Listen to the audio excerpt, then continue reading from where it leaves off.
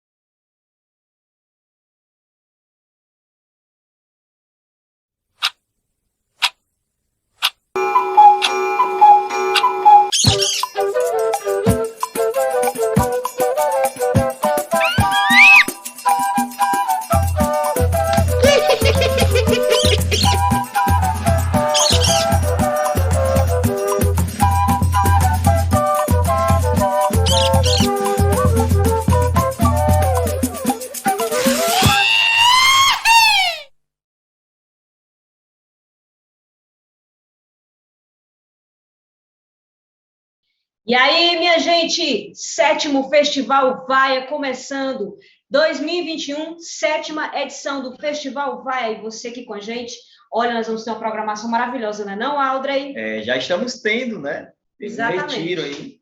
Então, gente, eu sou a Aline Campelo, tenho uma pele branca, cabelos mais ou menos assim, deixa eu ver, escuros, mais compridos, estou com uma blusa florida. Atrás da gente, a gente está num fundo amarelo aqui, com alguns instrumentos pregados na parede.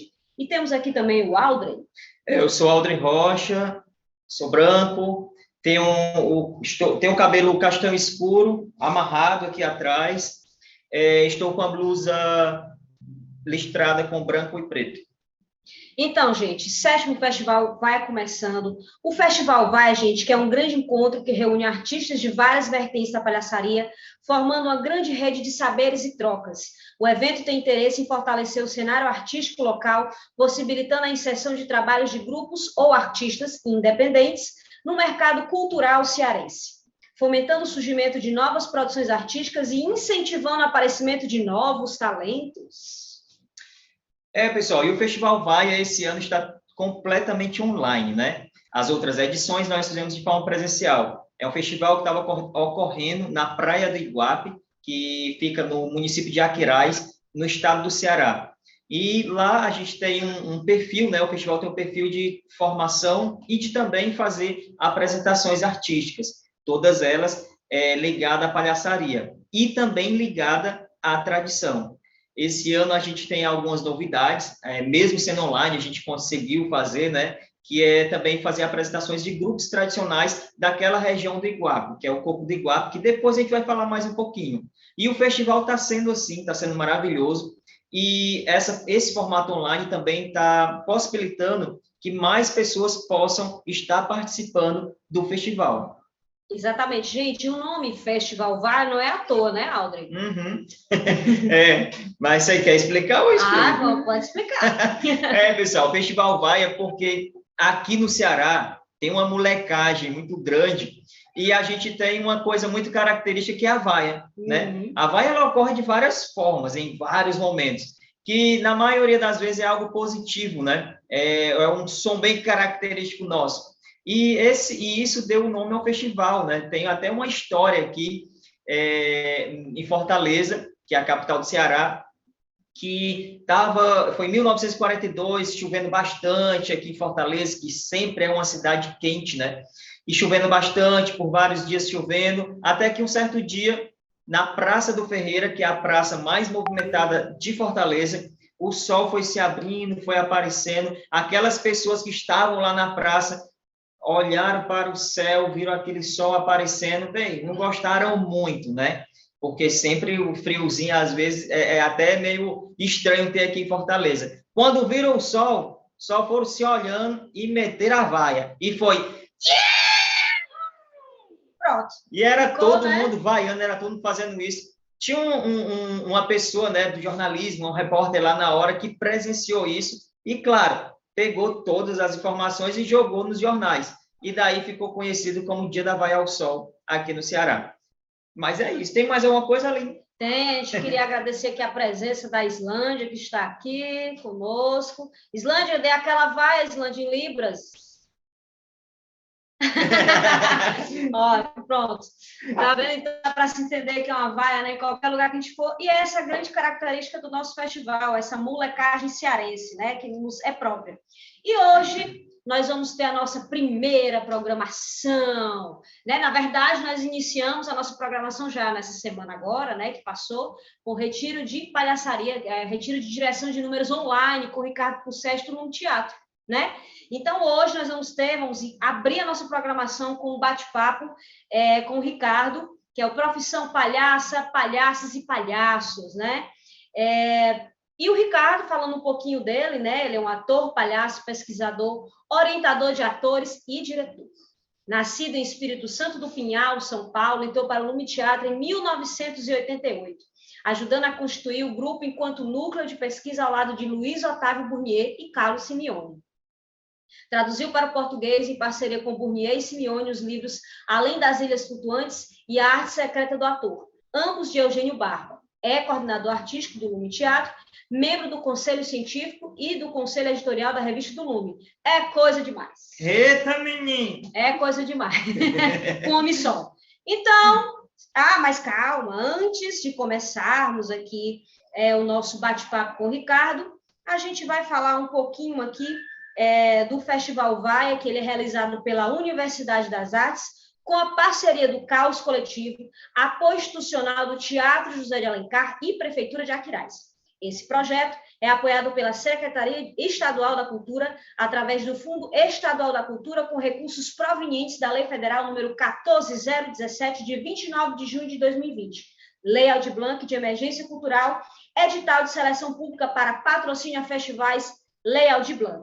Então, vamos receber agora, sem mais delongas, com aquela vaia, com aquela o nosso Ricardo Pussesto. Mas calma aí, o pessoal que está assistindo aí, ó, bota a vaiazinha nos comentários. Quero ver, vou já entrar aqui, bota a vaiazinha aí nos comentários, vai lá, todo mundo botando vaia para receber o Ricardo.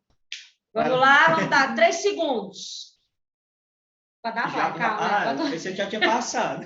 Não, espera, vou contar. Todo mundo vaiando aí no chat, para receber o Ricardo, hein? Vai lá, Audrey. 3, 2, 1. Cadê o Ricardo? Cadê eu? Cheguei ou não? Tá em tela? Chegou? Cheguei! E aí, rapaz, vou olhar aqui. Que bom sendo recebido com uma vaia boa dessa. Bom, antes de falar com vocês, a gente conversar, eu queria dizer, meu nome é Ricardo, eu estou vestindo uma camisa azul, céu de Fortaleza, aquele céu que vocês têm indo. Eu sou alto, magro, branco, com cabelo preto, ainda está preto, né? E encaracolado. Estou num fundo aqui em casa, um fundo rosa, e atrás tem uma estante de livros ali. E é um prazer estar aqui com vocês, Audrey, Aline, todos do Festival Vaia.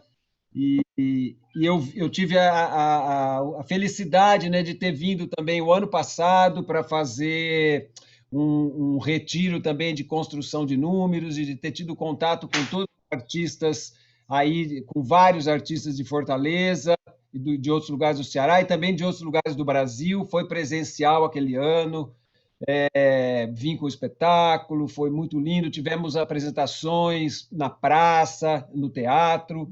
E esse ano, devido à situação que a gente está e graças à coragem desses dois aí, de todos os apoiadores, eles conseguiram que esse festival continuasse, e é um espaço de troca importantíssimo para nós artistas, né, alunos, palhaços, brincantes, atores, atrizes e todos e todes que trabalham com cultura.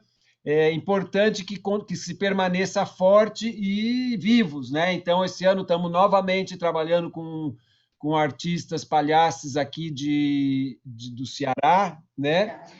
Uma semana muito produtiva, trabalhamos cerca de quase 6 horas todo dia, trabalhando as ideias, o material de cada palhaço. Eu fiquei muito feliz, nós fechamos o trabalho hoje e na quinta-feira vai ter uma mostra desse processo e da onde nós conseguimos chegar, né? Eu estou bastante feliz mesmo com o resultado e, mais uma vez, foi um prazer estar aí trabalhando com esse pessoal do Ceará, de amigos e parceiros, né? E vamos falar sobre o palhaço, né? Bora. Pessoal, e quem está chegando agora, o que o Ricardo acabou de falar, foi o primeiro momento da programação do Festival Vaia 2021, né? Foi um momento que tiveram algumas pessoas que foram selecionadas, né? A gente passou por um período de inscrição, foram selecionadas para participar desse retiro. O retiro foi totalmente online, como ele falou, com aulas remotas, e foi bastante produtivo, né, Aline? A gente pôde também acompanhar um pouco, e, nossa, é fantástico isso, né? Como a gente pode ultrapassar, né, esse momento, assim, de várias formas. A gente tem que sempre e vai a criatividade, vai melhorando a cada dia e por aí vai. E o Festival Vai, ele tem essa preocupação também na questão da formação, não apenas realizar apresentações. A gente se preocupa muito com essa questão de formação, que nesse momento existe uma grande troca, né? E é nessa troca que a gente enriquece cada vez mais. Esse ano foi mais importante, porque a gente não tinha a plateia direta como nós tivemos nos outros anos, né? Então, a troca foi com a gente, foi com esse grupo, né? Esse grupo pequeno que vocês vão ver depois apresentando no Festival Vai. Eles vão estar na programação, os alunos, né? Dia 25, a gente vai falar daqui a pouquinho sobre a programação, mas vamos começar o nosso bate-papo agora de vez com o Ricardo, né? A gente pode começar logo com perguntas, né? Os alunos do Retiro mandaram perguntas, aí você que está assistindo pode dizer, mas só eles podem mandar perguntas, e a gente, Não, vocês também podem mandar perguntas, curiosidades, manda aí no chat, tá bom? Que a gente vai lendo e vai respondendo. Vou lançar aqui a primeira pergunta, a pergunta do Ener, né? O Ener disse que está bem fresco na memória dele o dia em que ele decidiu que as artes cênicas era o que ele queria para a vida dele. Em 2014, quando o Lume fez uma parada de rua em Guaramiranga, foi uma das experiências mais completas e emocionantes que ele teve.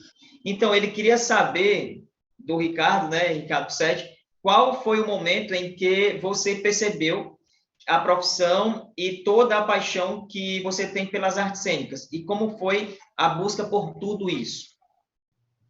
Ok, que legal, que legal. Guaramiranga é um cenário, né? Uma coisa linda aquele lugar. A gente foi com a parada de rua, nós aqui fizemos a inauguração do teatro lá com o Cravo Liri Rosa, né? Que é um espetáculo de palhaço. Eu digo o Lume, né? No caso, eu e o Simeone com o Cravo Liri Rosa. É lindo o lugar. A parada realmente é interessante antes de responder, porque a parada de rua, ele é um espetáculo de rua, musical, muito provocativo, muita improvisação, muito uso do espaço, da arquitetura da rua e tal. E as figuras são muito estranhas, né? Mas a gente construiu essas figuras. Então, não são palhaços, né? Não estamos caracterizados de palhaços, mas toda É como se os palhaços dos 7 atores do Lume ali estivessem por trás de tudo aquilo e tivessem se vestido de outra natureza, outra corporeidade, outro figurino, e a gente faz o espetáculo. Então, bem interessante que isso acabou levando ele, fico tão feliz com isso, porque acho que todos nós temos, né, essas inspirações de alguma maneira. É, assim, contando rapidamente, o meu interesse por isso é assim, eu vindo de Pinhal, né, que a Aline disse, eu nasci lá numa cidade muito pequena aqui do estado de São Paulo, de 25 mil habitantes. E atrás até onde você nasceu, não é não, Ricardo? Então, hein, você viu? Que é pequena e sempre tem essa característica de cidade pequena, onde poucas coisas acontecem, né? E eu me lembro de criança, tinham dois eventos que são até hoje marcantes, né? Que um era a chegada do circo e o circo, com aquele mundo mágico mesmo que chegava, e outro era o cinema, né? Que o meu avô me levava e eu ia ver tudo, né, o que tinha, desde Bang Bang. Você pagava um ingresso e assistia 2 filmes, né? Por exemplo, na matinê, tinha um intervalo, daí assistia os. E tinham curtas do Chaplin, do Gordo e o Magro, entre isso e no intervalo, né? E via Mazzaropi, via Oscarito, então tudo isso fez parte do meu interesse. E o palhaço de circo, né? Fiz muito teatro na escola e esse momento que o Werner diz, né? Que momento você decidiu? Eu pessoalmente tenho um momento muito claro quando eu decidi que queria fazer isso da vida, que foi fazendo um espetáculo na escola. Foi o último espetáculo que eu fiz na escola. Depois, essas pessoas que faziam, a gente montou um grupo amador fora da escola e daí eu nunca mais parei, né? Eu tinha por volta de 15 anos e nós fazíamos o Alto da Compadecida, do Ariano Suassuna, e eu fazia o João Grilo, que é um palhaço, né? É um palhaço, um cômico e tal. E eu me lembro que tinha uma cena muito interessante, que era uma briga do João Grilo com o Diabo, que tem o Diabo é um outro personagem. E nesse diálogo, o João Grilo fazia alguma confusão lá e o Diabo dava uma bronca no João Grilo. E nos ensaios, era aquele, assim, a gente ensaiava 6 meses para fazer uma apresentação para a escola toda, né? Até de escola. E nos ensaios, o meu amigo, o Vanderlei, eu me lembro até hoje o nome dele, que fazia o Diabo, quando ele ficava muito bravo com o João Grilo, ele batia o tridente no chão, né? Para dar uma bronca, assim. Ele tinha um tridente, cabo de vassoura, aquela coisa de escola, né? E eu reagia tal. No dia da apresentação, a escola lotada, a escola toda lá, professores, pais e tudo. Quando teve esse momento, o Vanderlei Diabo foi dar bronca e ele foi bater o tridente no chão, meio que veio uma ideia, mas quando a ideia veio, eu já tinha feito. Eu escorreguei, eu pus o pé para frente para o tridente bater no meu pé. Né? E aquilo pegou mesmo. E eu, dali para frente, 5 minutos, eu improvisei com aquilo, a plateia rindo muito, o Diabo sem saber o que fazer, porque eu nunca fiz isso, o que ele botou o pé, né?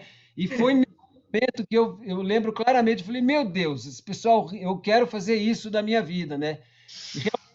Eu vinha até então me preparando, que na minha cabeça eu queria ser médico, né? Era um aluno estudioso e tal. Daí para frente eu mudei completamente.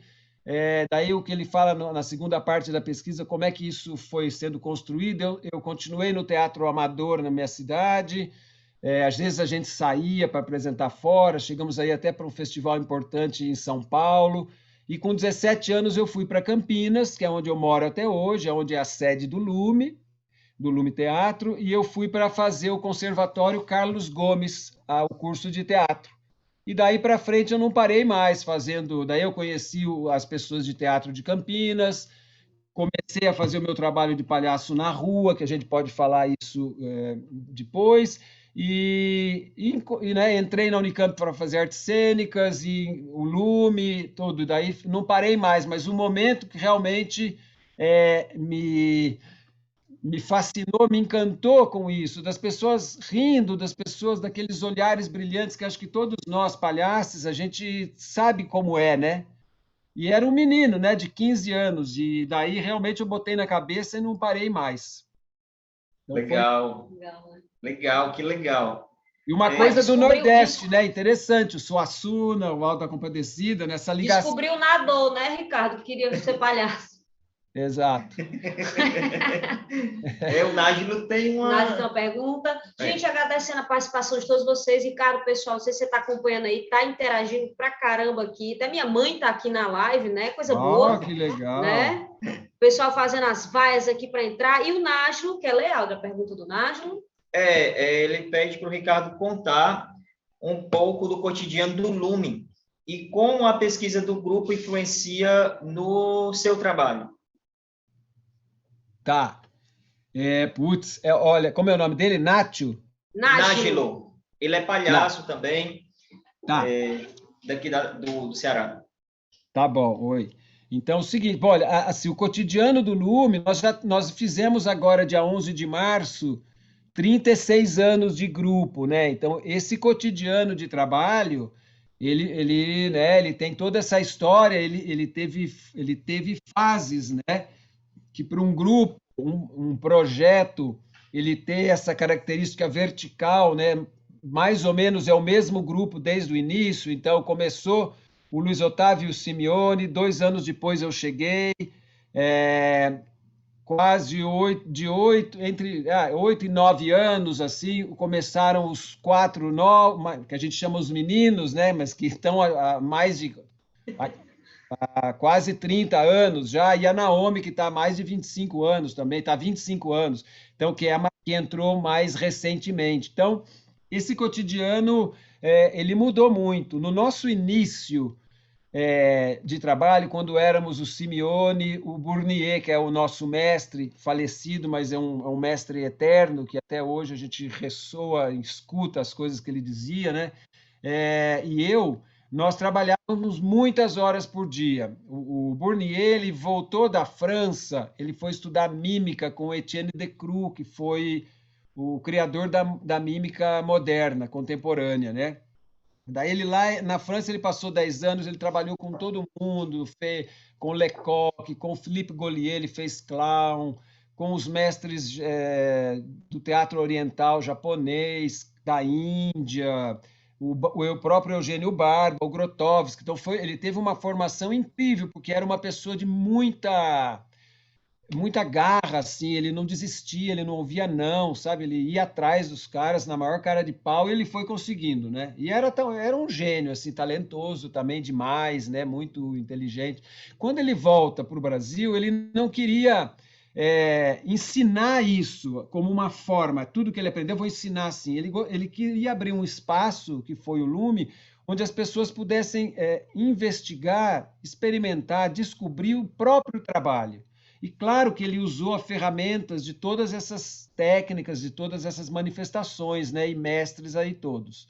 Mas não assim, vamos aprender a mímica. Ele ensinou desequilíbrio, ele ensinou a compartimentalização do corpo, a precisão. Bom, né, só para como exemplo, mas que a gente descobrisse isso com a nossa própria forma, né? Vestisse isso com o nosso corpo. Então, a gente trabalhava muitas horas por dia nesse início. Os nossos primeiros 10 anos eram uns loucos mesmo. Assim. A gente trabalhava, não tinha salário, não tinha nada. Né? O Luiz Otávio ajudava um pouco, o Cime ajudava eu com alguma coisa, e a gente ficava 8 horas por dia, 10, 12, 6, era direto, né? Além de fazer a parte de administração também, porque ele exigia que você também tem que aprender a escrever um projeto, mandar um fax, na época era fax, né? Mandar fax para a Secretaria de Cultura e tal, e assim. E a gente ficou quase 10 anos sem curso, Ricardo, sem espetáculo. Oi? O que é fax, O que é Ricardo? fax? Vocês não. Aqui passar o fax é outra coisa. Fax, para mim, era uma coisa que eu não entendia. Então, você imagina, para mim, esse negócio de e-mail, de coisa que eu não consigo entender a lógica. Era um negócio... Viu, Ricardo? Era uma carta que você mandava e a pessoa recebia na hora. Olha isso, né? E eu que sou neto de carteiro, imagina, isso aqui não entrava na cabeça. Aqui no Ceará, passar um fax é outra coisa. Ah, é? Eu não sabia. Não. Bom, eu não sei o que significa. Já dá uma vaia aí, né? Eu não sei, Não, vai passar o fax, é quando mas você é está... uma Você carta que você envia por uma máquina e ela chega simultaneamente para a pessoa lá. É um e-mail analógico, vamos dizer assim, né? Aqui é meu biológico, né? O Aldo quer Aqui é dizer. meio biológico, dependendo do que Ah, você entendi. come, uma tapioca com manteiga da terra, assim, aí depois Você vai ao Olha banheiro. que passar um ótimo. fax lá. Ó, que bom. Olha, vivendo e Momentos de aprendendo. adendos. Pode continuar, Ricardo. Então a gente tinha, sempre fez parte do nosso cotidiano o trabalho físico, o trabalho prático mesmo. E isso foi, até hoje é assim, só que hoje é, nós temos outra idade, nós já temos outra experiência, nós já temos todo um trabalho construído que antes nós não tínhamos.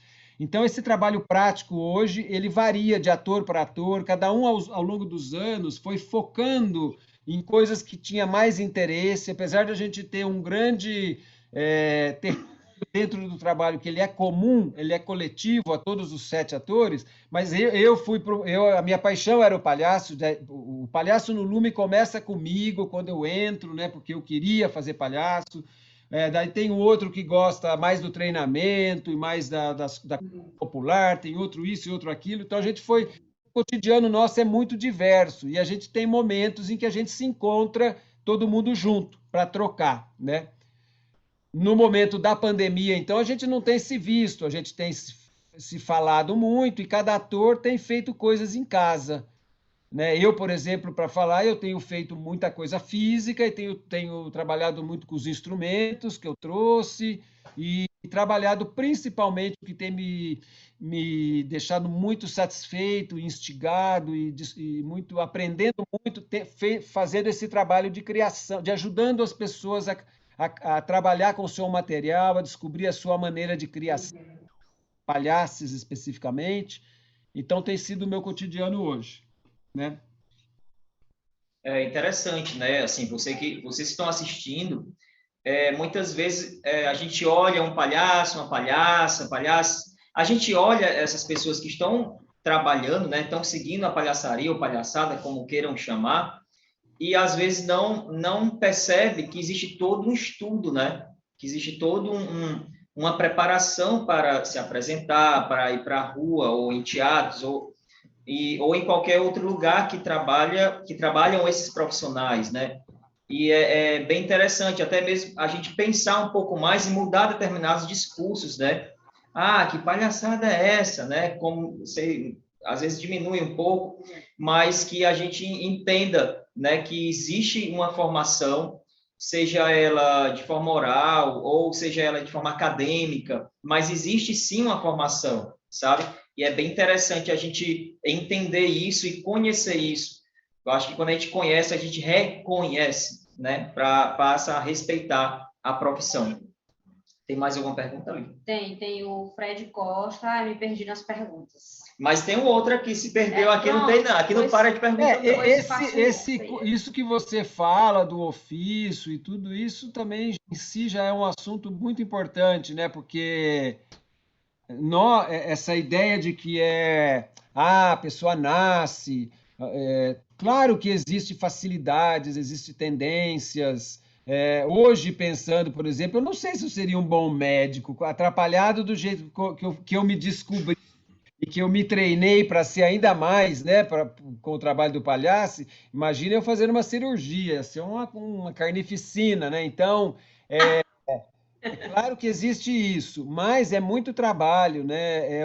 Assim, dentro de cada escola que eu digo é linha, dentro de cada tradição ou tipo de palhaçaria, existe, por exemplo, como cada uma dessas linhas trabalham o corpo do palhaço, como elas lidam com o material, as técnicas, né, de estratégia de entrada, relação com o público, é muita coisa. Daria para ficar horas e horas falando só disso, né? E ao mesmo tempo os valores, né, Audrey e Aline, que é como todo ofício, tem valores, né? Tem a ética, tem a disciplina, tem isso de você, da qualidade do riso, de ser um riso inclusivo, de ser um riso que faz as pessoas ficarem juntas, né? E que não ser pai. Então tem muita coisa, né?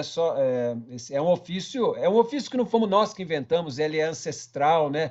Quer dizer, como ofício não é tão antigo, ele é muito antigo, mas antes até de ser ofício já era uma função, né, nas comunidades humanas, isso daquele que fazia rir, tudo isso. Então é muito poderoso, é muito.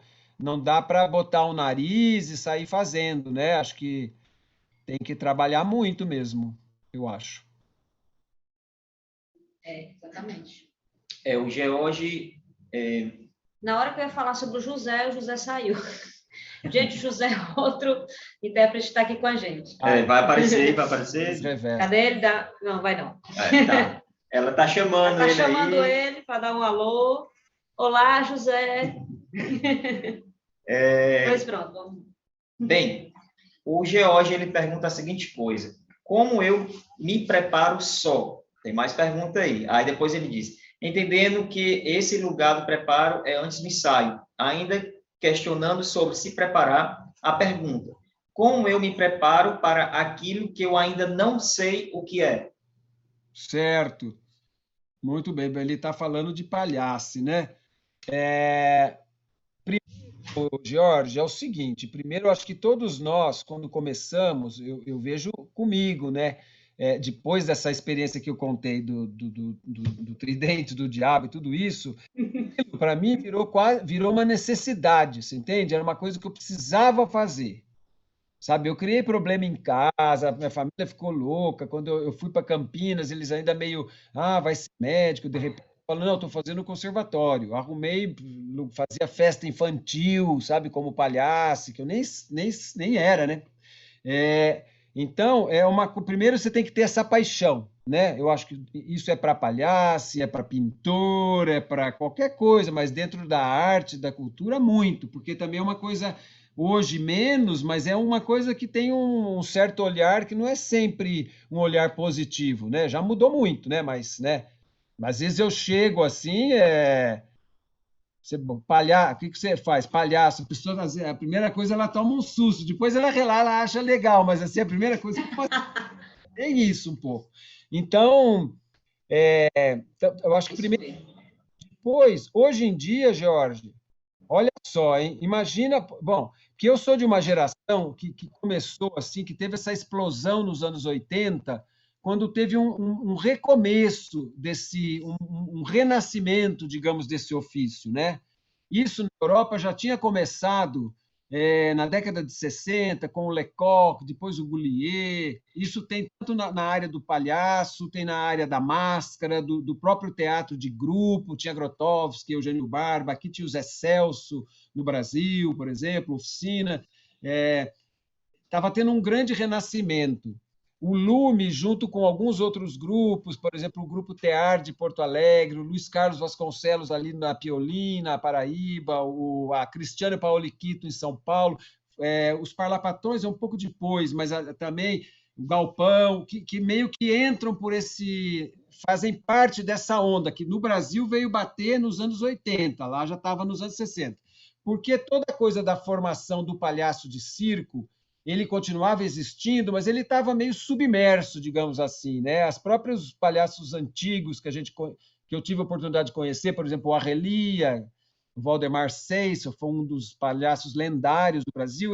Quando a gente conheceu ele nessa época, mais ou menos, anos 80, ele falava: agora é difícil, já sabe, os velhos morreram, já não tem. Então tinha uma coisa. E essa foi via teatro que houve um renascimento e uma revalorização, né? Porque até o próprio circo, isso é matéria de conflito sempre, mas isso aconteceu, certo?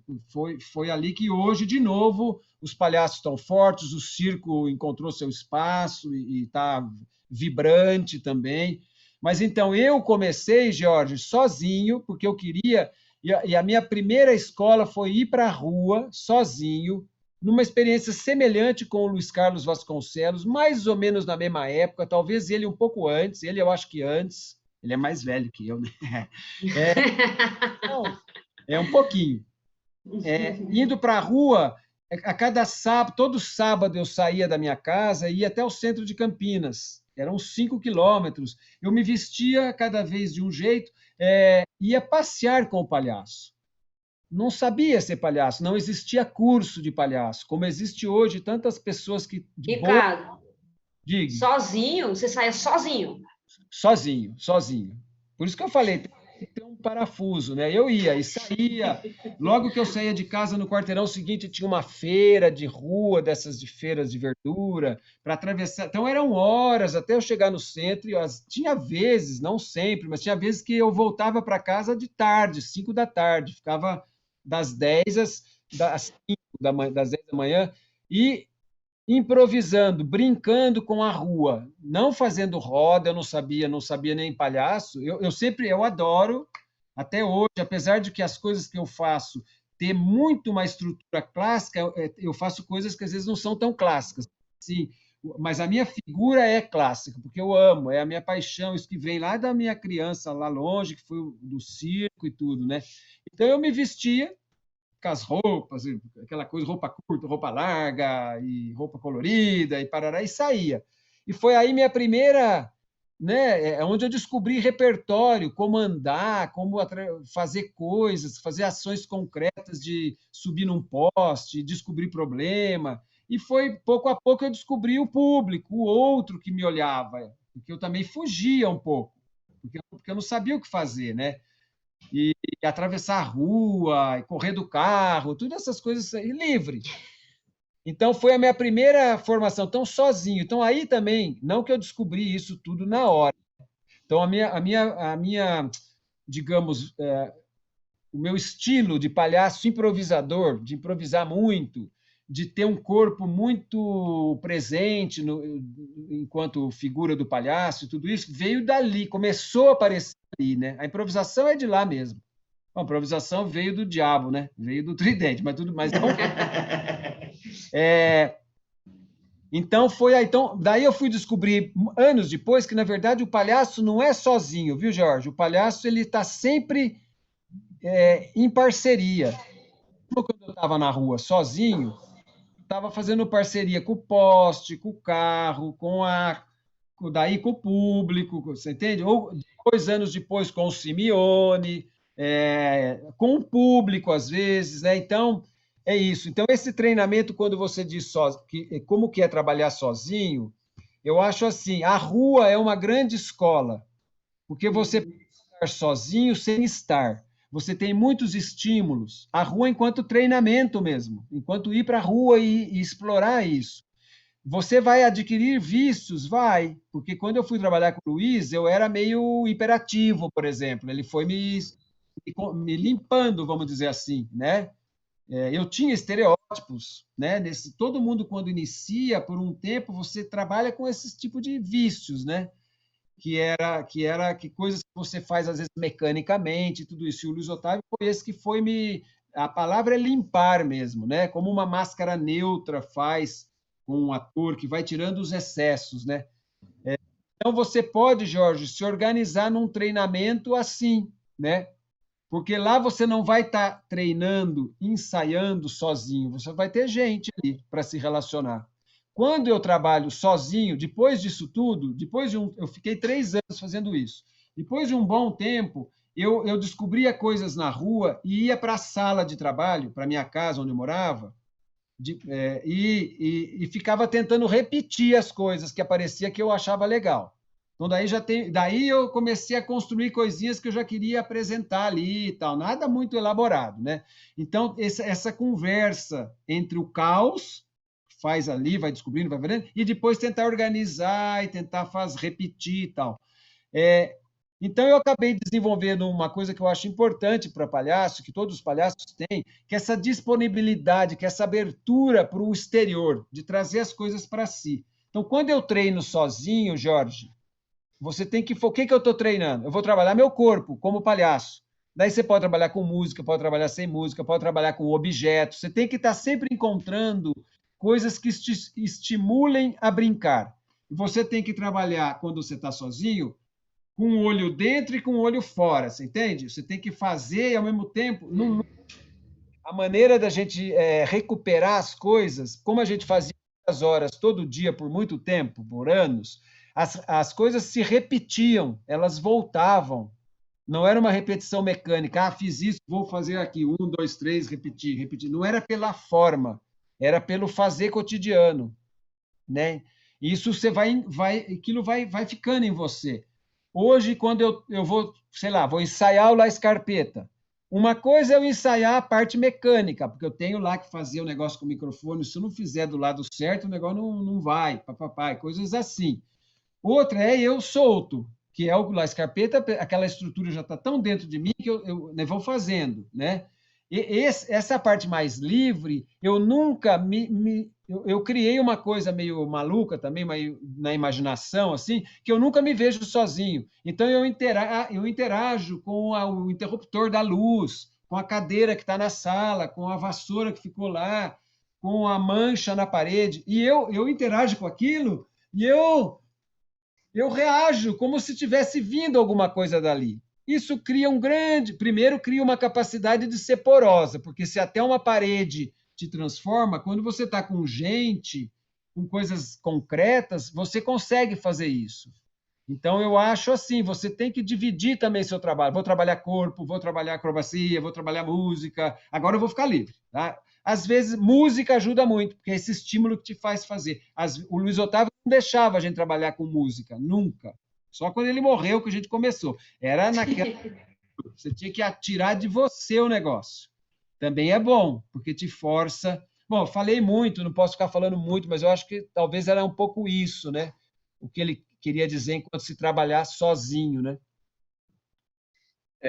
O João Machado, palhaço Pinguelão, também fez uma pergunta aqui. Ah, O grande pessoal João. do retiro, viu? Do retiro do ano passado. Miguelão, que é nosso colega de cena do Caos Coletivo. Ele mais outras, nem sei quantas pessoas, 16 pessoas tivemos na Praia do Iguape no começo de 2020. Foi o nosso respiro, como os meninos dizem, né? De 2020, logo após a pandemia. Nossa. Isso. E o João perguntou aqui, pedir para o Sete falar da convivência com os palhaços antigos, aí, como a Relia, Nandi Colombaione e outros mestres da palhaçaria clássica. Tá. Então, conviver mais, assim, de conviver mais tempo, foi com os Colombaione que eu tive mais essa oportunidade, né? Eu conheci alguns antigos, né? Então, porque quando eu entrei na Artes Cênicas, e eu já estava no Lume e tudo, como eu falei, a gente não ganhava nada, eu entrei na universidade, então eu tinha oportunidade de pedir bolsa, sabe? Então eu procurei o Luiz Otávio e falei, pô, Luiz, eu queria fazer um projeto sobre estudo de palhaço. E como eu queria que no Lume não tinha palhaço, né? E como eu queria que ele trabalhasse, que eu sabia que ele tinha trabalhado com o Philippe Goulier, com o Lecoq, mas ele, como eu falei, ele esperava cada ator trazer a sua paixão, ele não ia ensinar, vamos trabalhar palhaço, vamos trabalhar isso ou aquilo, né? Então foi um truque meu, na verdade. Eu fiz esse projeto, que era um teórico de entrevistar esses palhaços, e ao mesmo tempo eu pus no final, e também eu quero trabalhar na prática o meu palhaço. Então foi assim que eu fui convencendo ele, que depois ele criou essa história de retiro, de iniciação e tudo isso. Então, nesse projeto, eu entrevistei o Arrelia, que é o Valdemar Seissel, uma família francesa, das primeiras famílias circenses do Brasil, dessas europeias que chegaram, né? Daí teve o Brasil Queirolo, é o nome dele, da família Queirolo, que era o palhaço Torresmo, e todos falecidos, né? O Torresmo, inclusive, ele nasceu em Pinhal também, por acaso, ele nasceu lá quando o circo estava passando na minha cidade. Eu entrevistei o... Gente, agora que vergonha. Era o parceiro do Torresmo, do parceiro do Arrelia, que eu entrevistei ele na casa dele, que era um branco, agora não me vem o nome. Em Itu eu fui na casa dele, que vergonha. Alguém bota no Google. Pimentinha. Alguém sopra aqui, né? Já pegou. Já pegou. E também o Picolino também, né? Uhum.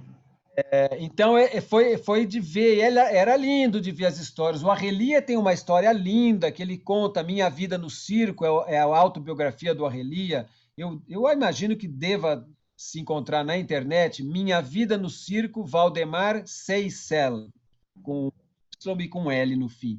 Ele conta a iniciação dele, que foi uma coisa linda, e que eu vi tantas pontes com o trabalho que a gente fazia no Lume, depois com outros mestres, que na verdade o discurso muda, mas é sempre a prática é muito parecida, né? Que ele diz que na família do Seisel, quem era palhaço era o pai e o tio. O Arrelia mesmo, ele era de jovem, e os irmãos, então, eles eram acróbatas, né? Trapezista, acróbata. E ele era arrelia porque ele era muito bravo, arreliento, briguento. Ele brigava, era nervoso e tal. Quando o tio e o pai foram ficando velhos, foram ficando doentes, a família começou a experimentar outros membros mais jovens ali, o primo, o tio mais novo, para ver se, porque tinha que substituir o palhaço, porque o circo, sem palhaço, né, né, vocês sabem, pode falar o que for, mas as pessoas vão para ver muito palhaço, né? Principalmente o circo mais tradicional. E o Arrelia era o mais novo, então foi testando e não deu certo, nenhum funcionou. Daí chegou a vez dele. Ele não aceitou, ele fala, ele contou, eu li no livro, mas ele contou para a gente ia na casa dele e tal. E falei, não, eu era muito bonito, ele falava, eu era acróbata, eu chegava na cidade do interior, tal, todas as meninas queriam ver o acróbata, conversar com o trapezista, palhaço, ninguém queria saber do palhaço. Então ele não, de 18, 20 anos, não queria saber. E o que a família fez? A família pegou ele na marra, enfiou uma roupa dele, deve ter sido aquelas roupas que entram de uma vez de bolinha, daquelas roupas bem, né? Na cara dele, ele diz que até entrou, passaram assim, que entrou no olho e jogaram ele no picadeiro. Ele conta que no livro ele diz, né, que ele caiu rolando e ele bateu naquela tábua do picadeiro que fica ali, onde ficam as luzes da ribalta, e ele se machucou. E nisso ele levantou todo troncho, doendo mesmo. E o público veio abaixo, circo lotado, morrendo de rir. E ele disse que tinha um baixinho, ele fala, tinha um baixinho que era o Barreira, né? Que pegava Barreira no circo é o que troca cenário, né? Tira o leão, põe o trapézio, aquela coisa. E o Barreira, um molecão também, morrendo de rir dele. E ele ficou louco da vida. E ele pegou de verdade, deu um tapa no Barreira, o Barreira saiu rolando na arquibancada. A plateia morrendo de rir, porque é o palhaço. Aquilo era real, era a cena, né? Eles acharam que era a cena. Então o Barreira ficou louco, pegou uma tábua, arrancou uma tábua do picadeiro e saiu para bater no Arrelia. O Arrelia falou que corria pelo picadeiro, pela arquibancada, e o cara querendo matar. Isso virou a primeira entrada do Arrelia. Depois disso, ele não parou mais. No dia seguinte, eles repetiram isso. Então, esses palhaços antigos é uma coisa, é uma sabedoria. Eu não sei se é bom eu ficar falando muito, porque tem a capítulo Colombaione também, são horas de história, né? Mas, assim, o Colombaione na minha vida foi... acho que do Brasil aqui, eu fui o primeiro que fui trabalhar com ele, depois alguns alunos foram, e daí eles vieram. Eles são as 6 gerações, né, de palhaços, eles vieram da Comédia dell'arte. Um dia quem está é o Leris Colombaione, que é o filho do Nani, que era o patriarca. Eu trabalhei bastante com o Nani, ele dirigiu La Scarpetta. É uma sabedoria, não só uma sabedoria assim subjetiva, concreta mesmo. Quando eu estava com o Nani, e o Leris é igual, se o seu chapéu cai, ele olhava assim, ele como se ele abrisse uma enciclopédia na cabeça e falava, tem 50 maneiras dele pegar o chapéu, todas codificadas, entende? Sim, por causa disso, não sei o quê, por causa daquilo. E assim com todo. Então, com os Colombaione eu aprendi muito a lógica da criação, que tem muito a ver com a maneira como eu trabalho também com esses palhaços mais jovens, quando estamos criando e tal, vem muito dessa tradição dos Colombaione. Legal. Eu não quero entender muito, senão não tem muitas perguntas e tal. Mas fora a pergunta, tem também o que aqui, a Denise Bruno, ela está falando muito. Ela está fazendo um papel aqui de Liminha, né? Que fica só animando a plateia. Perguntou se você caiu no buraco, não entendi.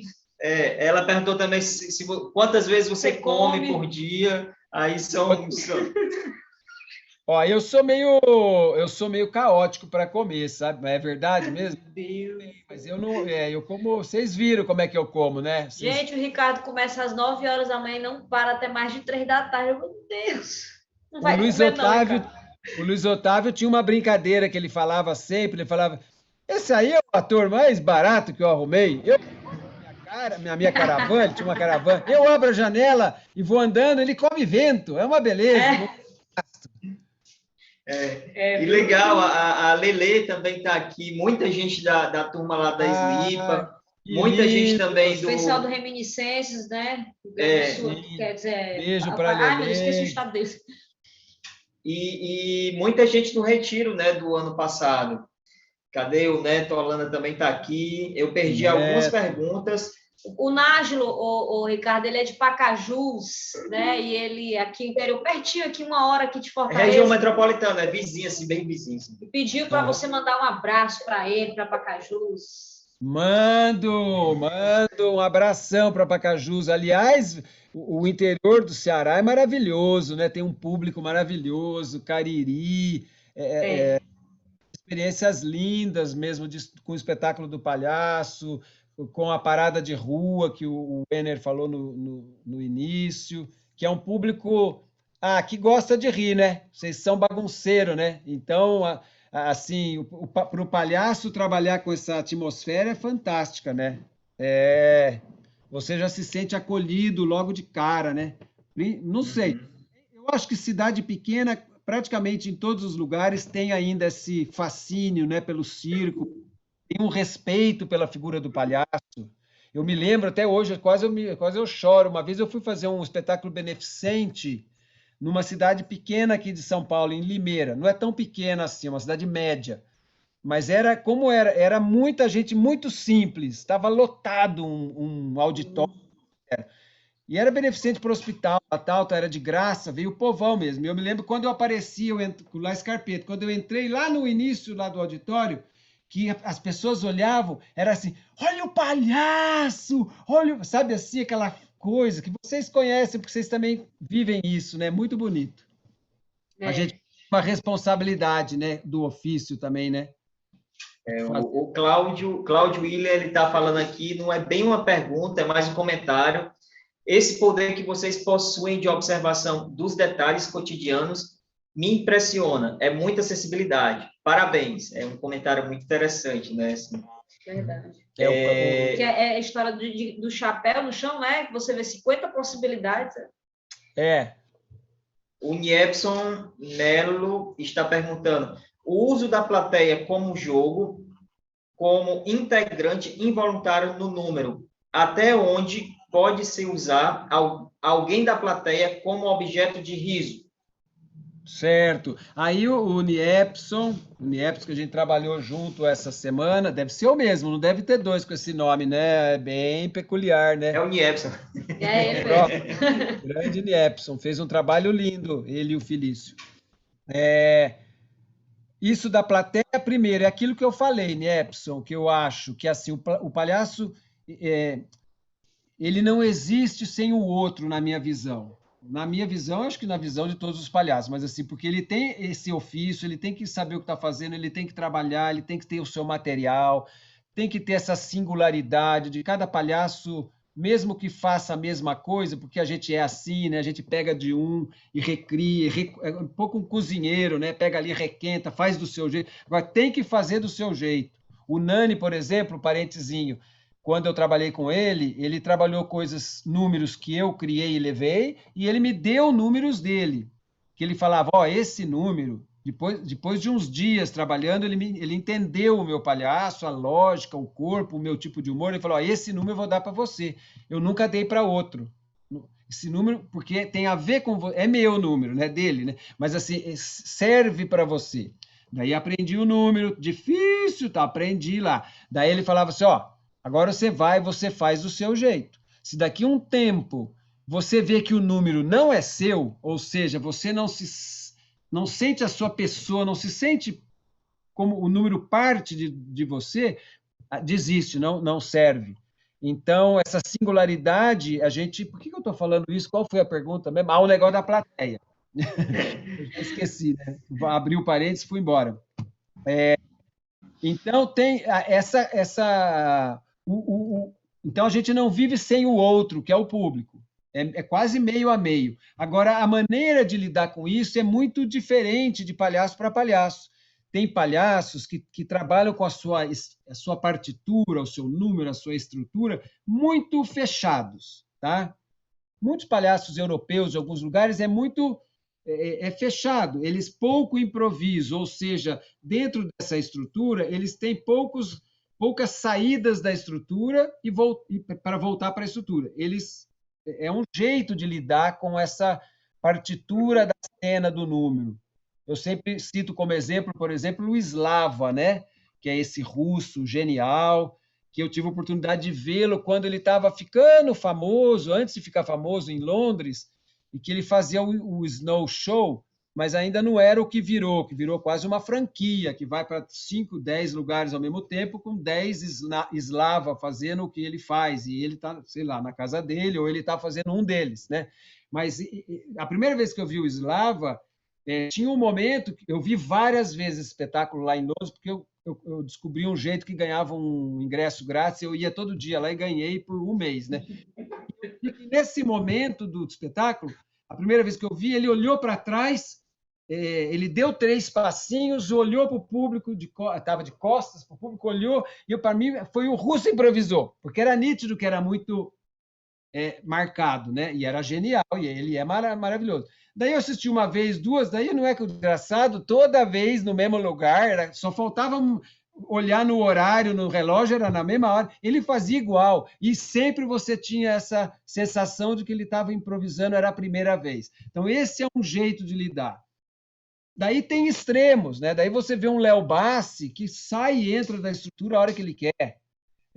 No meu trabalho, pessoalmente, eu adoro improvisar. Já fiz muitas vezes que eu larguei a estrutura e fiz outra coisa. Teve no início do La Escarpeta, quando eu comecei a fazer, eu me lembro de ter ido num festival em São José do Rio Preto, e eu entro pela plateia nesse espetáculo. E eu fiquei na plateia, aconteceu um espetáculo na plateia, isso é o início.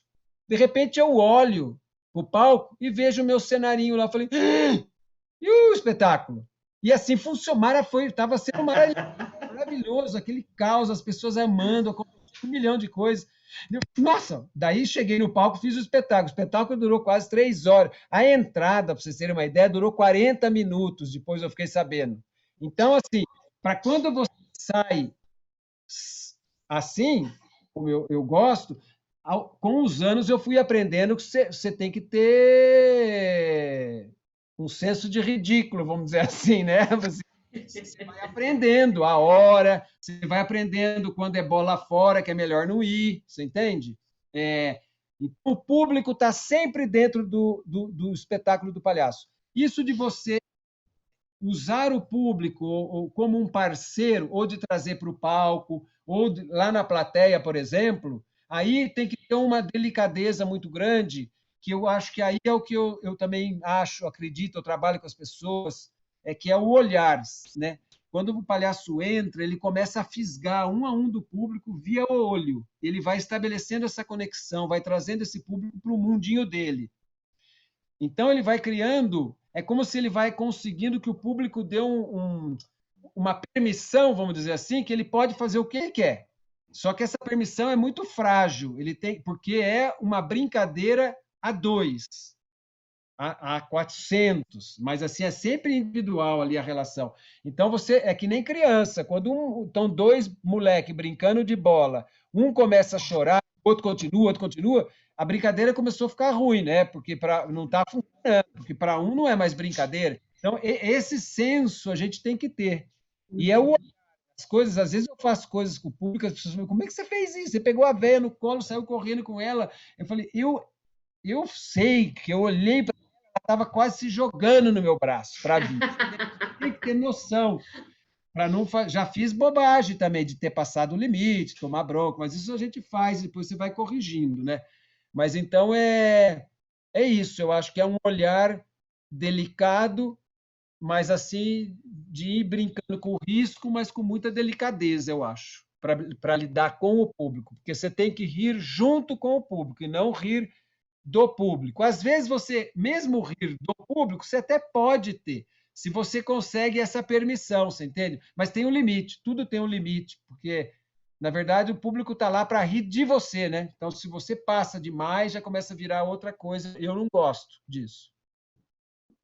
E aqui, Ricardo, muita gente parabenizando, muita gente falando aqui, mandando abraço e tudo mais. Abraço Instante entrou, tudo.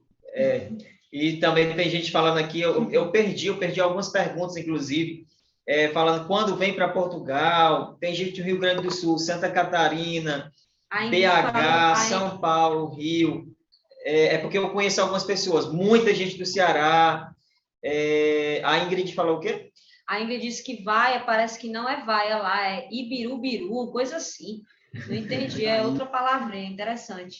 Teve um que falou sobre o Anderson, né? Esse velho? Pronto. O Anderson Alves de Souza, ele falou sobre o chapéu de rua, né? Que tem uma importância muito importante, né? Até entra como número. Como lidar com isso hoje? Bom, o primeiro que vocês falaram, acho que essa lista de pessoas, lugares diferentes, acho que estamos todos na mesma, né? Acho que, como o Aldrey disse, o ano passado, o Vaia. Bom, depois do Vaia, eu fiz aqui o Fevereiro do Lume, que teve curso, teve várias apresentações e tal, mas o Vaia e o Lume, ali, o Festival de Fevereiro, foi o nosso. Aquele fôlego antes de mergulhar, né? A gente está nadando até hoje, né? Então a gente perdeu realmente, a nossa vida, o nosso trabalho é essa troca, é públicos diferentes, é os amigos, essa rede que a gente encontra, e alunos e tudo isso. E realmente esses lugares todos, olha, realmente tomara que a gente possa tá circulando todo mundo logo, vai demorar, vaia para o pessoal aí que não resolve a situação, mas uma vaia ruim, né? Não uma vaia boa. Exatamente, boa, agora eu entendi aqui a linguagem. Mas assim, eu sempre brinco, o que vai ser, e os palhaços, só como gancho, independente da gente estar trabalhando nesse veículo agora, está tendo muita coisa legal. Os palhaços, novamente, fazendo o que fizeram a história toda da palhaçaria, que é de ocupar espaços novos, de pegar a crise e transformar em algo que é criativo, que é enriquecedor para o próprio trabalho. E eu acho que quando abrir a jaula, soltar essa palhaçada toda, vai ser um Deus nos acuda, né? Ninguém segura. Que nos aguardem. Então, é isso, estamos acumulando, né? Então, essas cidades todas, logo, logo a gente vai estar por aí. E a outra pergunta foi do... Qual foi a pergunta, Foi do Anderson. Não, já passou. Não, na verdade, foi do Anderson, do chapéu. Como hoje, né? Ele é muito importante, pode ser um número, mas e hoje? Como? Eu entendi isso. Então, hoje, então, essa coisa do chapéu...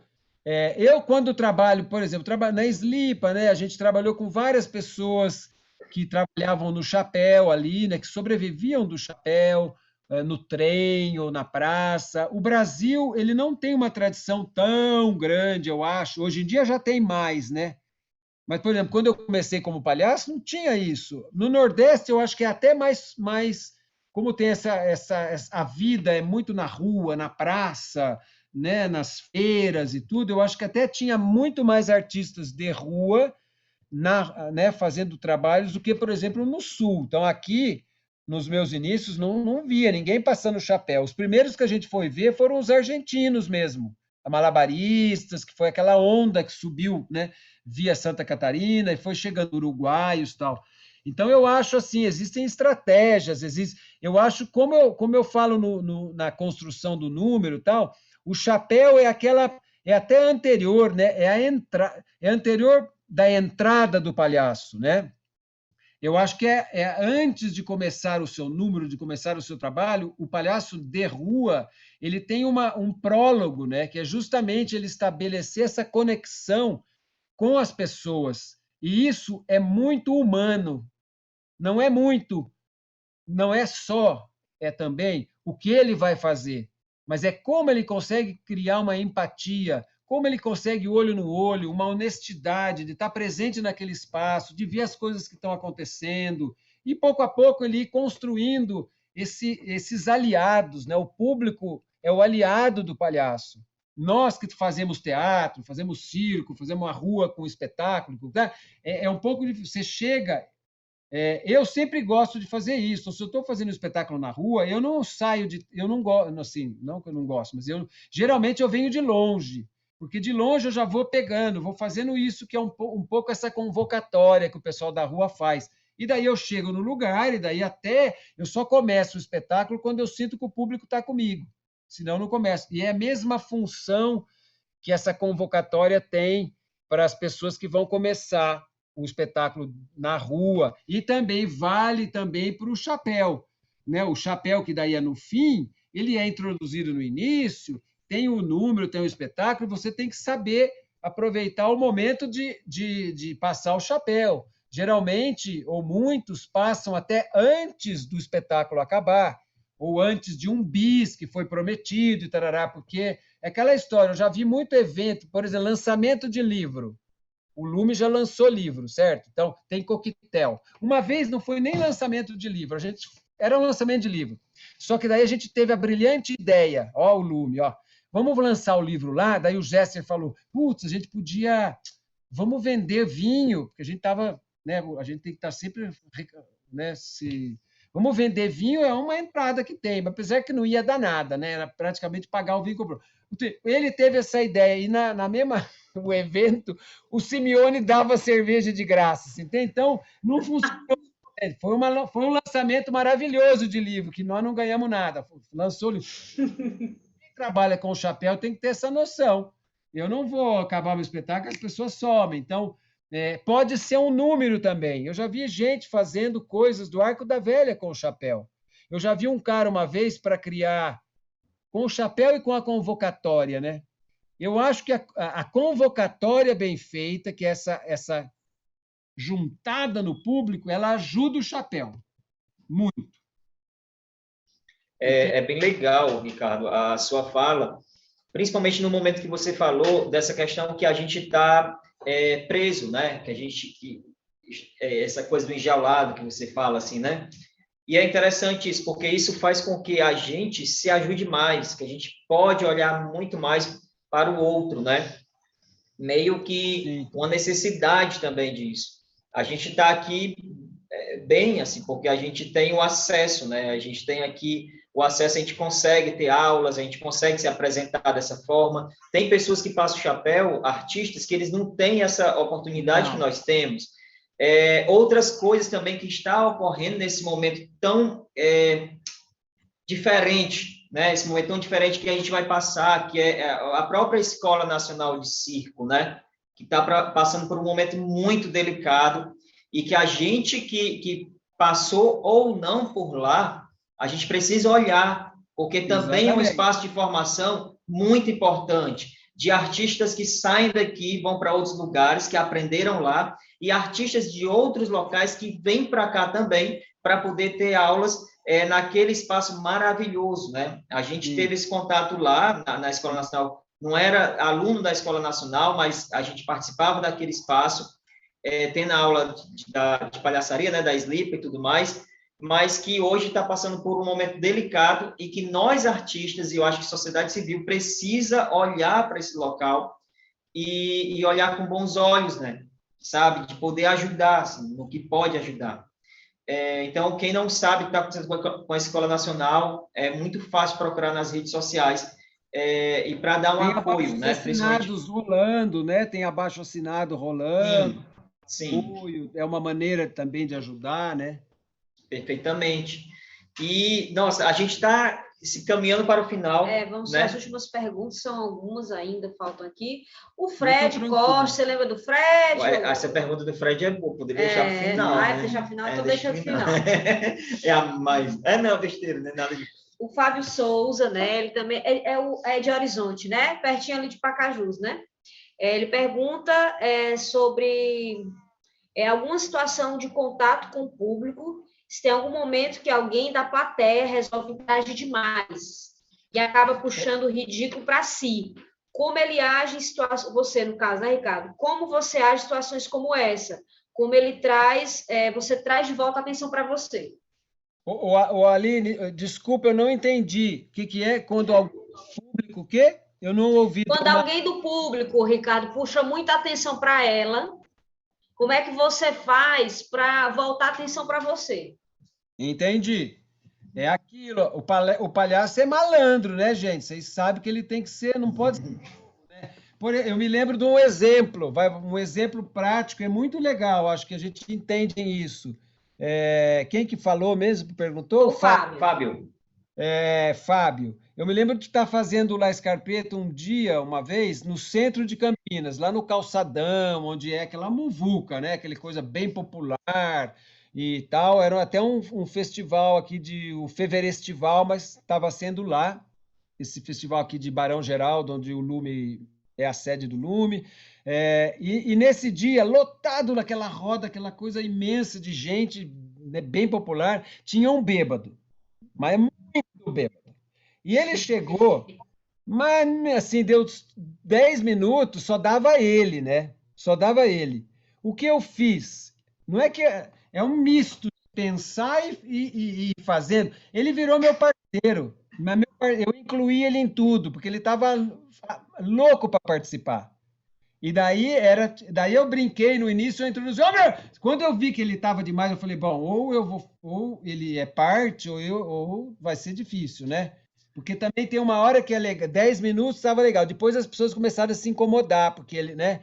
E daí, uma hora eu dei uma atenção, porque eu já tinha me relacionado com ele, mas estava meio tentando ali controlar o negócio, né? Tentando seguir para frente, dando atenção, às vezes ignorando. Uma hora eu falei, na primeira vez eu falei, daí eu falei, o meu irmão chegou, não sei o quê, não sei o quê. Era meu irmão. Nossa, daí ele veio, daí a gente fez tudo junto, praticamente. Eu tinha hora que, como era meu irmão e era o palhaço, ele ficou meu amigo, a gente fazia hora, agora vai embora, agora você está me atrapalhando, mas como palhaço? Daí ele saía, ele estava ali, daí o público, você traz o público para o seu lado, porque ele vê que o palhaço teve uma coragem, ele viu que o cara estava difícil, o palhaço não tratou mal a pessoa. Ele conseguiu dar um espaço, a pessoa entrou, via que o palhaço também tinha hora que dava umas cortadas, mas nunca, sempre no jogo, sempre humano, por mais que é real. Tinha horas que eu estava bravo, mas era um palhaço que dava um chacoalhão nele, ele ria, sabe? Esses bêbados que não tem dente, mas ele se divertiu. E o público daí fica do seu lado, porque quando acontece, às vezes, esse tipo de coisa, dependendo da reação que o palhaço tem, ele pode ganhar ou perder o resto da plateia. Então, tem que ter delicadeza, mas não dá para ignorar. Isso, vocês já viram criança também, né? Então, cachorro também na rua é clássico, né? Daí desenvolve o repertório, né? Várias vezes aconteceu de cachorro. Então, uma das coisas, por exemplo, quando aparece o cachorro, eu tenho um ataque de pânico, o palhaço, que é mentira, né? Eu não tenho medo de cachorro, mas e já sai correndo, já subo numa árvore, você entende? Pronto. Daí já vira aquela coisa. Ricardo, o nosso Pinguelão que está aqui assistindo, provavelmente. Ele adora o cachorro. Pinguelão, é verdade, tem a história do cachorro. Gente, o cachorro, tinha hora que ele levantava a perna, assim, o cachorro correndo atrás dele, levantava a perna, como foi? Mordeu-se a barra da calça dele, ele levantava a perna e o cachorro mais, ia né? junto. A gente estava apresentando no Cariri, né? Numa cidade lá que, meio que a cidade pequena, eu acho que era até um distrito, eu não lembro. Barro Vermelho. Muita gente mesmo, né? Assistindo a gente. E foi quando um cachorro apareceu e de uma forma amistosa, né? Ele queria brincar, mas ao mesmo tempo era meio... Aí eu sei que nessa brincadeira o Pinguelão manda ele sair, né? Vai, Duque, eu não sei, ele lançou até o nome do cachorro e todo mundo rindo. Só que cada vez que ele empurrava o cachorro vinha para perto brincando. Até que ele saiu correndo atrás dele e da tramela, né? Eu meti o pé para dentro da tenda e Não. ele ficou lá rodando com o cachorro. De verdade, eu tenho medo de cachorro, então fui logo para a plateia. Nós já Fiquei escondido na plateia. E o pinguelão ficou lá rodando e a plateia na loucura e o cachorro atrás, assim. E entrou na tenda, no cenário, o cachorro atrás, a produção do Sesc louca, né? Gente, o público se com matando, certeza. aqui, né? Mas é isso, é só contexto. Mas então você, nessas horas, você tem que ter aquela noção de que o público, o geral do público, quando tem uma pessoa, né, um acaso desse tipo, que você está conseguindo manter o público todo com você, né? E a situação está sendo a seu favor. Senão, você tem que encontrar um jeito de encerrar, né? Daí tem que... Realmente é na hora mesmo, né? Que você vai conseguir... Ele tinha dono, ele estava de coleira, ele era todo entroncadinho assim. E o dono Tomás, não se manifestou, né? O Tomás também lembrou que na nossa edição do ano passado teve um cachorro também que nos acompanhou, entrou em cena, foi um maior sucesso também. Teve um cachorro e teve um senhor que estava animadíssimo também, né? Lembra? No público? Lembro. Foi maravilhoso. Gente, então, Audrey... falou encerrando, né? Mas eu vou pegando as palavras, mas o Fred falou assim, você falou uma hora da cerveja, do vinho, né? Aí o Fred Costa perguntou se você estava com saudade da nossa cachaça. Opa, então, eu adoro cachaça, né? Eu não gosto de destilado. Eu adoro, estou sempre. Aí é bom, né? Daí é boa. É bom, legal, né? legal. Acorda, né, cara? Do cuscuz, né? Também. A Leca tá aqui, ó. A Leca, aí, um beijo para a Leca. Pessoal que não está entendendo, é porque no retiro do ano passado, foi em janeiro, tiveram algumas pessoas que meio que chamaram bastante atenção pela sua forma de cozinhar. A Leca foi uma, né? Que fez um cuscuz que todo mundo ficou encantado. Que é uma comida nossa daqui. Eu não sei se todo mundo conhece cuscuz, mas eu acho que conhece, né? Acho que sim. Ricardo, a Denise, ela falou assim... Cadê? Ela disse que você não lembrou. A Denise disse que você não lembrou, mas que vocês acabaram um retiro, estavam indo embora, tiveram que empurrar um carro, em seguida o seu celular caiu, quebrou e você ficou de boa. E eu fiquei o quê? De boa, nem ligou. A Denise... Reco-reco. Sim. É verdade, eu me lembro, porque a Denise é uma outra palhaça, Reco-Reco, lá da Slipa, não só da Slipa, mas que eu conheci lá na Slipa. E em São Paulo, às vezes que a gente faz retiros de construção de número, a gente faz lá no espaço da Denise, que é uma chácara que é excelente para trabalhar. A Denise é uma figuraça, uma palhaça linda. Eu lembro desse dia, porque ela mora numa pirambeira ali, quando e para descer o negócio é bravo. Eu me lembro do celular, Mas eu vi, né? Ribeirão Pires, não é isso? Não sei, acho que é Ribeirão Pires. Ribeirão Pires. É Ribeirão Pires, né? Olha, o pessoal todo falando saudade. Eu lembro demais de lá. Nossa, que frio, eu sofri muito, né? Ah, é verdade, para vocês daqui de cima é frio.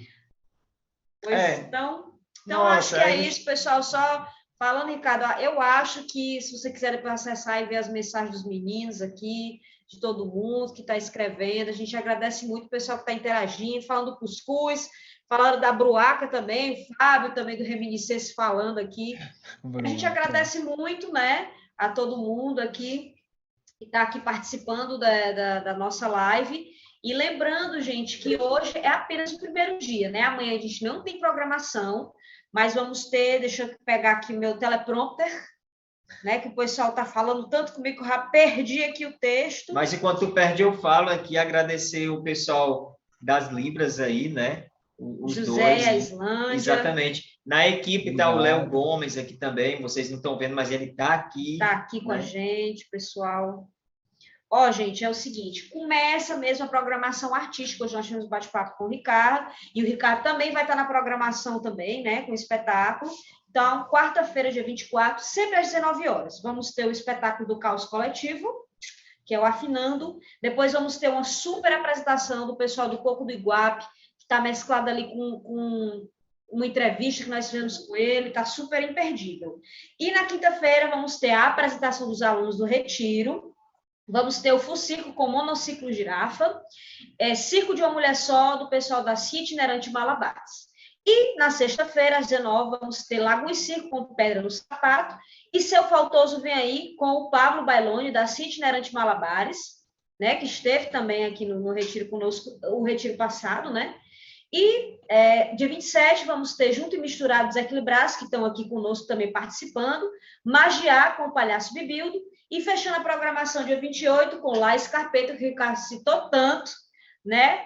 Dele, do Lume Teatro. E vale lembrar também não só o Pablo, né? A Maiara também com o Circo de uma Mulher Só também. Isso, que estiveram no Retiro ano passado e esse ano estão apresentando, né? E é isto, né? Nossa programação começa hoje, amanhã não teremos programação, mas na quarta-feira já temos até o dia 28. E a gente fica super feliz, né? Que tá dando tudo certo, assim, nossa, é fantástico ter esse público maravilhoso que acompanha, que isso alimenta, né, Ricardo? Alimenta muito a gente.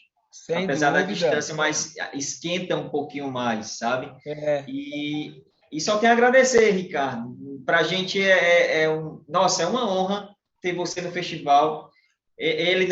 Acho que ele nem sabe, assim. Sabe. Mas... Ricardo, o pessoal falava do Lume Teatro para a gente em 2005, quando a gente começou a faculdade. Eu disse, Lume Teatro, nunca vou conseguir nem ir. Pra gente era muito, né, distante, era algo que parecia bem distante, e a gente, como o Fernando Lira diz, que é um dramaturgo daqui de Ceará, um excelente professor, que ele estuda o riso, né? Ele tem até um grupo de comicidade riso, crise, e ele brincava com a gente, né? É legal, né? Vocês foram lá para Campinas, com o Lume, legal, né? Bom, né? Ver os livros andando.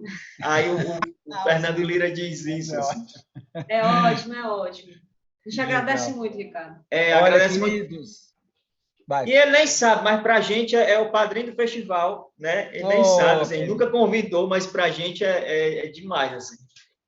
As dicas e tudo. Pessoal, que vocês estão ouvindo, assim, não é só o momento do retiro, não é só o momento de apresentação. A gente escuta muitas dicas do Ricardo. Isso faz com que o festival também ganhe algumas formas do que a gente escuta dele. Por isso que a gente, assim, tem ele como padrinho, sabe? É muito bom, assim. Só estou falando isso de forma de gratidão mesmo, porque a relação que a gente tem foi antes do festival, né? E agora tem também o festival. É um laço que para a gente é muito importante, sabe?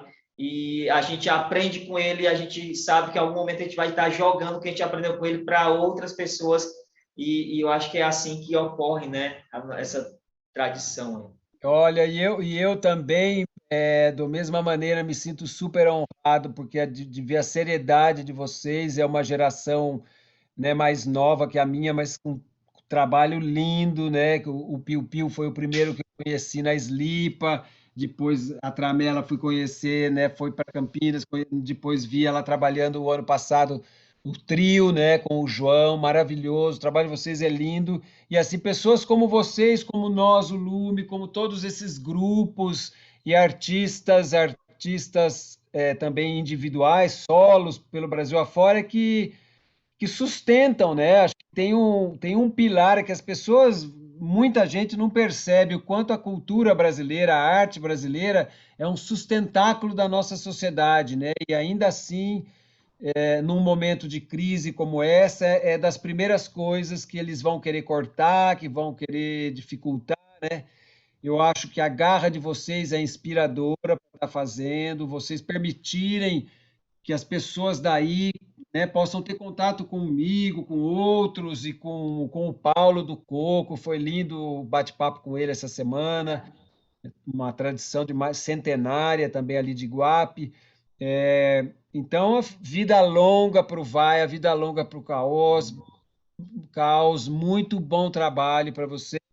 Um beijo para todos que acompanharam, continuem apoiando iniciativas como a deles, e Brasil afora tem tantas, né? No fundo, nós somos uma tribo, né? Uma tribo de muita diversidade, de muita riqueza, e E a gente tem que estar junto mesmo, aprendendo. Eu aprendo muito.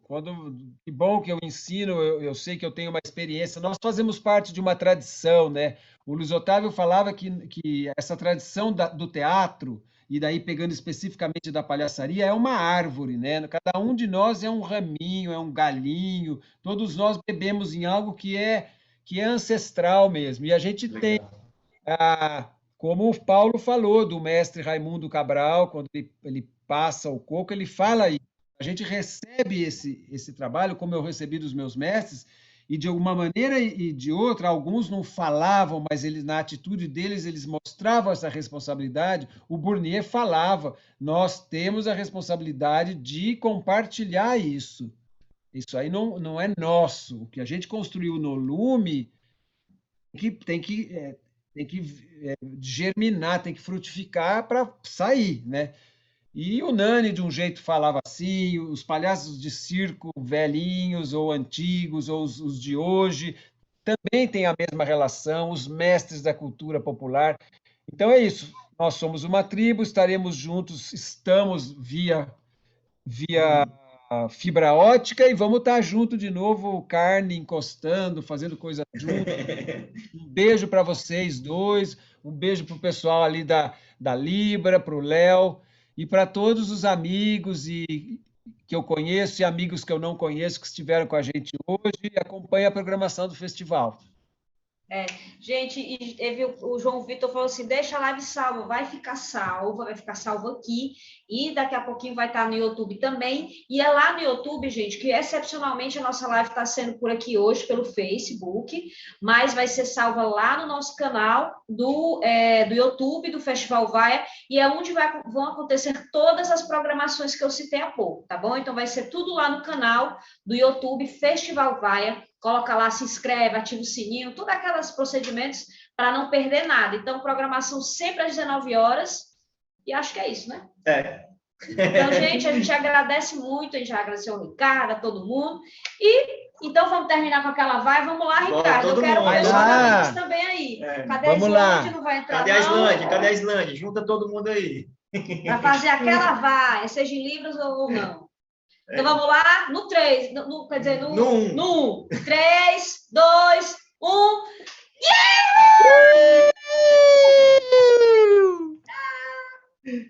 Tchau, pessoal.